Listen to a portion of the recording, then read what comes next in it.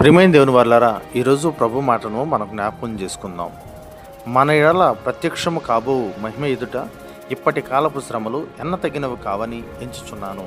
రోమీలు రాసిన పత్రిక 8వ అధ్యాయము 18వ వచనం ద్వారా ప్రభు మనతో మాట్లాడుతున్నాడు. ప్రియమైన దేవుని సంగమా, ఈరోజు కలుగుతున్నటువంటి స్వల్పకాల శ్రమలను చూచి నిరాశ నిస్పృహలోనికి నువ్వు జారిపోయావా?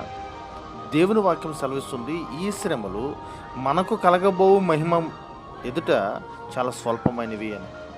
ప్రభువును అంగీకరించిన తర్వాత అనేకులు శ్రమలు అనుభవించి ప్రభు రాజ్యంలో చేరాలి అని దేవుని వాక్యం సెలవిస్తుంది.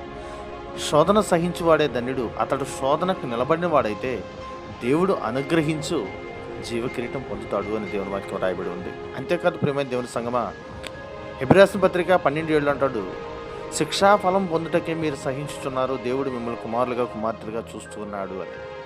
ప్రియమైన దేవుని పిల్లలారా, దేవుడు మనల్ని కుమారులుగా కుమార్తెలుగా చూస్తున్నాడు. మనకు దేవుడు నిత్య జీవమును, ఆయన మహిమలో స్వాస్థ్యమును పాలును మనకు అనుగ్రహించాలని ఆశపడుతున్నాడు. ఆయన మన కోసం వచ్చాడు, మనందరి కోసం ఆయన కలువరి శిలువలో ప్రాణం పెట్టాడు.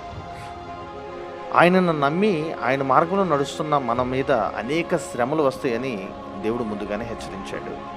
ఆ శ్రమలు తట్టుకుని నిలబడితే నిత్య జీవం ఇస్తానని కూడా చెప్పాడు. రెండవ రాకడలో మన కోసం రాబోతున్నాడు, మన కోసం స్థలం సిద్ధపరచ వెళ్ళి ఉన్నాడు.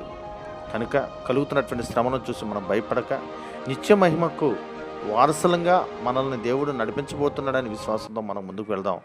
దేవుడి మాటలు దీవించునుగాక. ఆమేన్.